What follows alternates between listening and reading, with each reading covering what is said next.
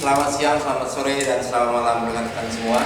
Ketemu lagi dengan saya, Herians, dari PT Omega Jaya Bersinar YouTube channel. Perusahaan kami bergerak di bidang pengadaan lift dan eskalator dengan tagline kita, Live for Better Life. Sore ini topik kita adalah rahasia sukses orang Tionghoa di Indonesia. Apa latar belakang orang Tionghoa datang ke Indonesia? Orang Tionghoa yang datang ke Indonesia di tahun-tahun sekitar 1943 sebelum kemerdekaan itu secara bergelombang ke Malaysia, Vietnam, Singapura, termasuklah Indonesia. Pertanyaannya, kenapa mereka migrasi?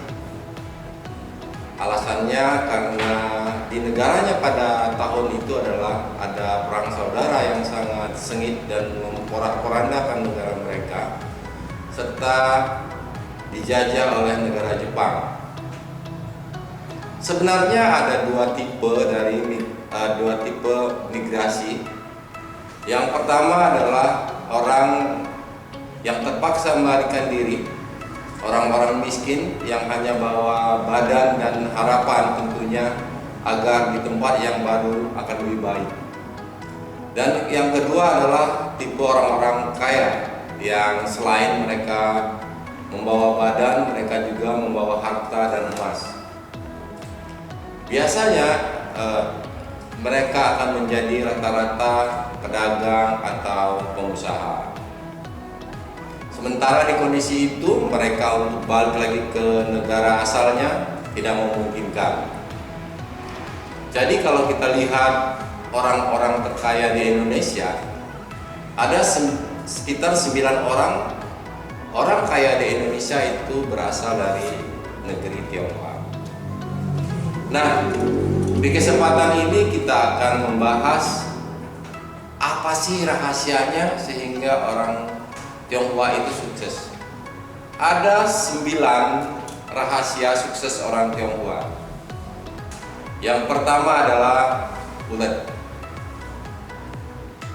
Mereka meyakini semua yang baik atau sukses itu dapat dicapai hanya dengan kerja keras. Ada kata bijak yang selalu mereka pedomi, boleh kalah pintar, asal jangan kalah rajin. Itu adalah poin pertama, ulet. Yang kedua adalah orang Tionghoa adalah orang-orang yang prihatin dan sederhana. Sering kita melihat mereka yang sudah sukses tapi masih pakai kaos oblong, pakai sepeda, naik mobil butut, karena mereka berorientasi pada fungsi, bukan pada lifestyle. Kata bijaknya adalah makan bubur sampai bisa makan nasi. Kesombongan mendahului dari kejatuhan. Selanjutnya yang ketiga adalah orang Tionghoa terkenal dengan logis dan common sense. Orang Tionghoa tidak mau menghabiskan waktu untuk hal-hal yang tidak berguna, ngegosip, ngobrol-ngobrol, dan lain-lain. Mereka lebih suka untuk bicara tentang peluang-peluang bisnis ke depan. Dan mereka berpikir manusia hidup pasti ada masalah. Masalah besar dikecilkan, masalah kecil dihilangkan. Oleh karena itu terkenal orang Tionghoa ini tidak pendendam. Yang nomor 4, orang Tionghoa ini terkenal dengan disiplin dalam segala hal. Disiplin terhadap rutinitas. Mereka berorientasi bahwasannya kalau mereka dagang, buka toko paling pagi, tutup paling malam. Dan mereka selalu berdisiplin terhadap pembuatan data, pencatatan, pengontrolan, dan lain-lain. Yang kelima adalah orang Tionghoa terkenal berani fokus. Kalau kita lihat di luar, kalau ada tokoh orang Tionghoa, maka biasanya umurnya bertahun-tahun. Mereka tidak gampang untuk pindah ke bisnis yang lain. Mereka meyakini bahwa tidak ada bisnis yang langsung besar, tapi dari yang kecil dulu. Mereka berani merawat bisnis yang sudah dimulai karena berkeyakinan suatu hari nanti bisnisnya akan maju. Yang keenam adalah orang Tionghoa gemar menabung. Mereka berpikir bahwasanya mereka harus sukses untuk 3 generasi selanjutnya. Dengan cara apabila ada income, maka 50% itu ditabung atau diinvestkan terlebih dahulu. Sisanya harus cukup untuk hidup. Mereka sebutnya adalah power of kepepet. Yang ketujuh adalah tidak mau berhutang. Apapun alasannya, orang Tionghoa tidak mau berhutang.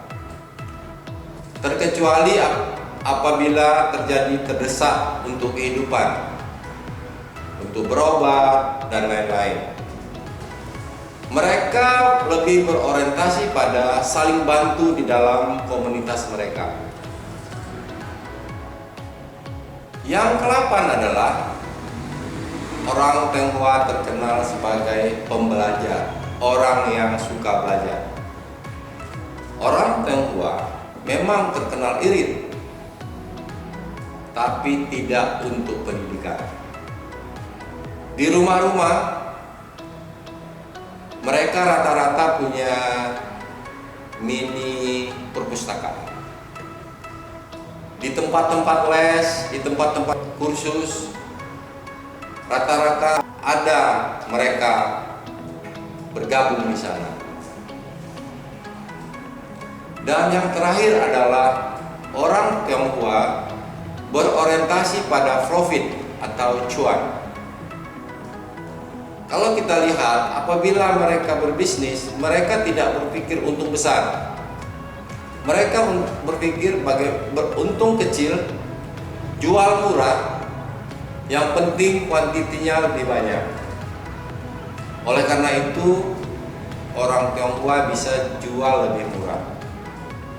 Dan Sabtu, Minggu, pada saat kita sedang mau istirahat, ini adalah kesempatan bagi mereka untuk mencari keuntungan atau cuan. Jadi dari 9 sifat orang Tionghoa tadi bisa kita terapkan di kehidupan kita masing-masing, terutama yang sudah berbisnis maupun yang baru mulai belajar berbisnis. Baik, terima kasih sudah menonton channel YouTube kami, PT Omega Jaya Bersinar. Jangan lupa like, share, and subscribe. Terima kasih, selamat sore, semoga ini bermanfaat. Jumpa lagi.